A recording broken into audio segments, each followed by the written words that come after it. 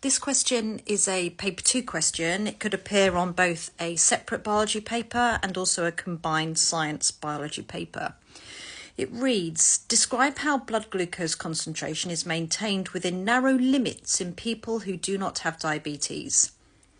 The command word is describe, so you literally have to say what happens. It's asking you about blood glucose concentration and how it is maintained within narrow limits in people who do not have diabetes. That's the important thing, do not have diabetes.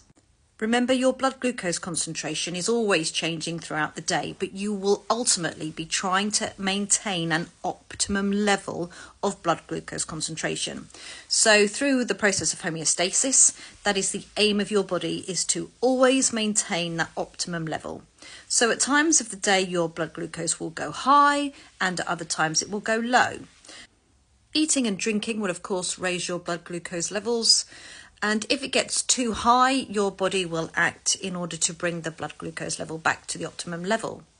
At other times, your blood glucose concentration may get too low. For example, if it's been a long time since you last ate, or if you've been doing some kind of exercise that has required extra glucose for respiration.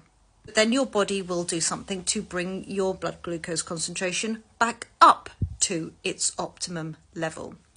Of course, in both of these instances, it is our pancreas that detects our high or our low blood glucose concentration. And our pancreas will respond by releasing one of two different hormones.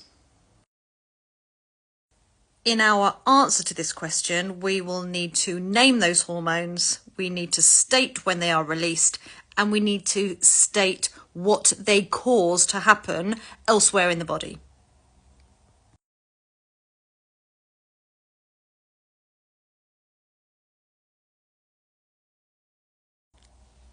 When our blood glucose rises because we've consumed sugar or starchy food, we get high blood glucose concentration, and the hormone that is released by our pancreas is insulin.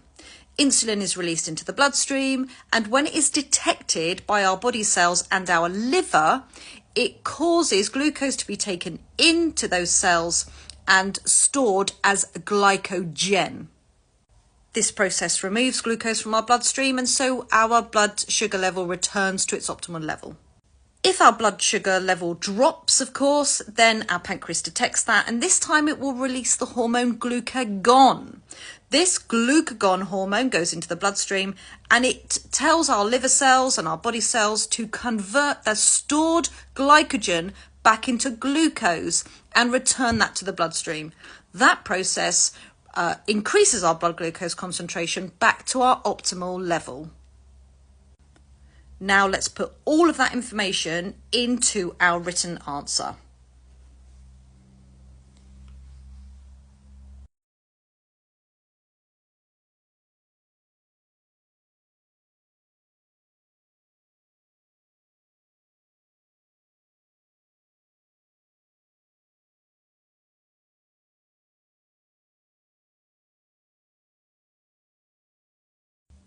So my answer reads, when blood glucose concentration increases, the pancreas releases insulin. Insulin causes glucose to move from the blood into the liver and muscle cells, where it is converted to glycogen. When the blood glucose concentration decreases, the pancreas releases glucagon, and glucagon causes glycogen to be converted back into glucose and released into the bloodstream. Each of those different colour sentences is worth 1 mark. So that's how you would pick up your 5 marks in this question. Now, please take note of how close the spelling is between glucose, glycogen, and glucagon. This is one of the few examples in your science papers where your spelling of these key terms has to be 100% correct. One letter in the wrong place and the examiner won't know which word you were actually trying to write, and they won't give you the benefit of the doubt. So please take extra care with your spelling when writing anything about how the body maintains its blood glucose concentration at the optimum level. I hope this helps and enjoy the rest of your revision. If you have any content requests, please pop them in the comments below.